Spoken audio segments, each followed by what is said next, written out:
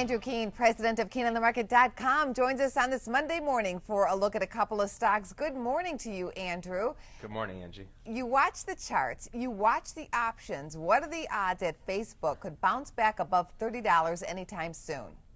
30, that's a long way away. So it closed on Friday around this $24 level.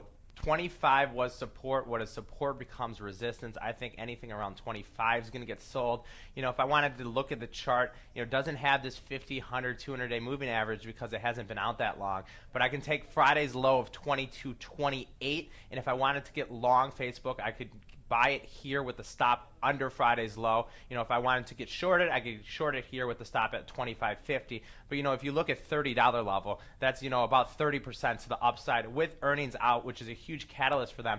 Unless the only thing I could see going forward, if they announce some kind of phone that they're coming out with or it's in the works, you could get a rally in the stock, but I think every rally should be sold. Basically, it sounds as though you're telling me traders are going to buy this stock on the dip and then sell it when they start to see it go higher by a couple of dollars or so.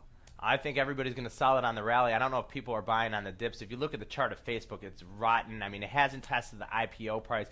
Similar thing to Groupon. Groupon never tested the IPO price. It got up to $30. Now Groupon's $7. So Facebook, the momentum. It's all about momentum. What do people feel about this stock? They've gotten burned on the stock. We talked about this one at IPO. That is a salty taste in the mouth. I don't think people want to get long on a dips, but I do think they want to sell rallies. They're looking for places to sell. Interesting. Moving on to Coach. Earnings are coming up this week. What do you see in the charts for this stock? I mean, the chart looks very weak. If you look at the chart, it's under all the moving averages.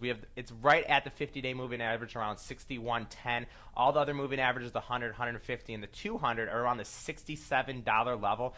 You know, Coach is implying around a $6 move on earnings, so that would imply it either get to 56 or back up to the 67.